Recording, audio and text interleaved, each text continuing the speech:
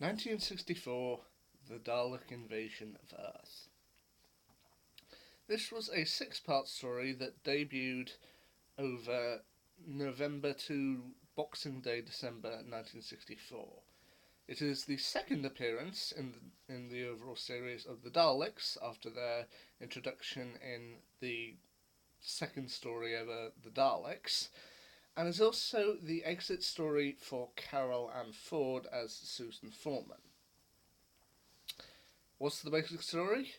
The Doctor, once again played by William Hartnell, and his companions Susan and her two teachers, Ian Chesterton and Barbara Wright, seemingly arrive back in London.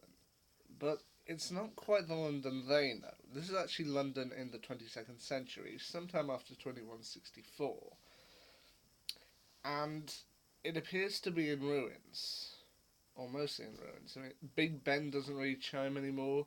There are signs up saying, please don't dump bodies in the river. And the whole place seems oddly silent. They soon discover that the Daleks have invaded Earth. And this isn't just like invasion, take control of everything. No, they're after something. Even taking humans as slaves and setting up a mining operation in order to, for some reason, retrieve some metal from beneath the Earth's crust.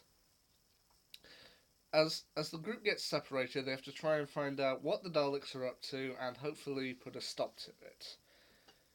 But the Daleks have also recruited Robo-Men. Humans who were human but have now been re-engineered, reprogrammed to serve the Daleks. Along the way, they meet a group of resistance fighters who are trying to fight back against the Daleks, including one called by the likes of Carl Tyler, David Campbell, a man named Dortman, who is seemingly confined to a wheelchair and likes to spend his time creating bombs that he thinks might do some work against the Daleks.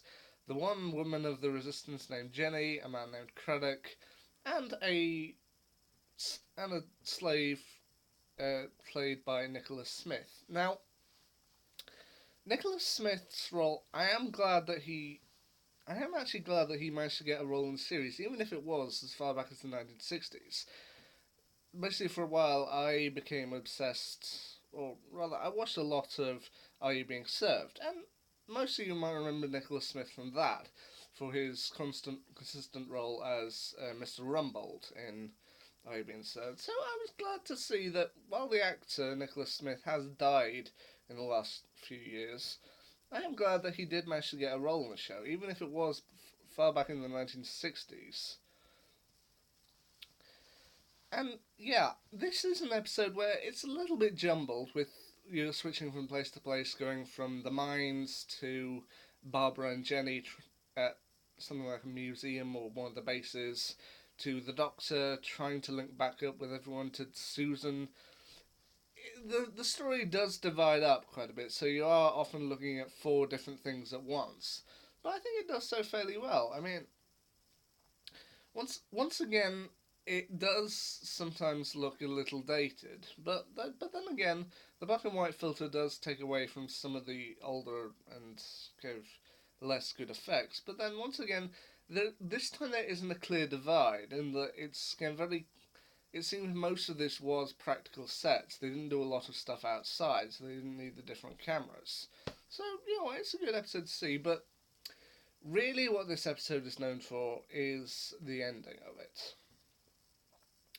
In the last few, I'll give you a quick rundown. In the last few minutes, they've seemingly defeated the Daleks, or at least set the Daleks back a bit, and everything's returned to normal. The freedom fighters say they're going to keep on going, and Susan mentions to the Doctor that she's got a hole in her shoe, probably from walking back.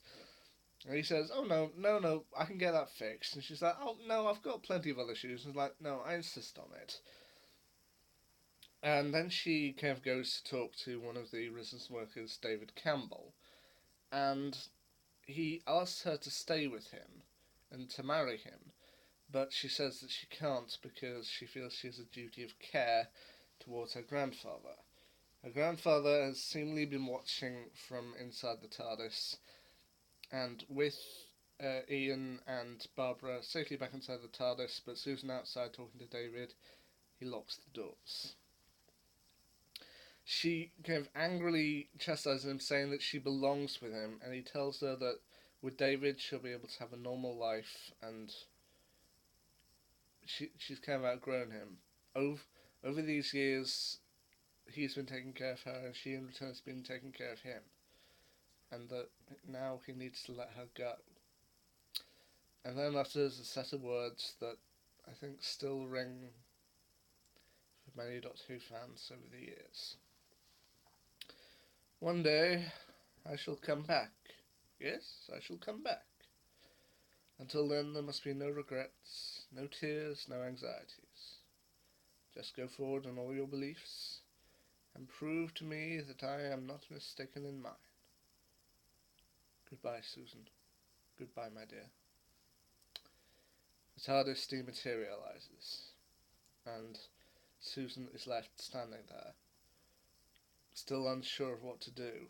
But then David comes forward and tells her he knew you could never leave him. And she kind of walks off with him, hand in hand. As I said, this was the exit story for Carol Ann Ford as a series regular, although she would partially return in 1983 for the Five Doctors. But this was the first proper companion exit from the series. And while we know we would face many sad ones over the years, this one is sad for a different reason, just in how simple it is. Just an old man accepting that his granddaughter needs to leave him and go off into her own path. It's kind of beautiful. Sad, but beautiful. Well, there you go. That's my quick review of the Dalek invasion of Earth. The next one I'm hoping to do would be the Silurians, but we'll see. Anyway, until next time. See ya.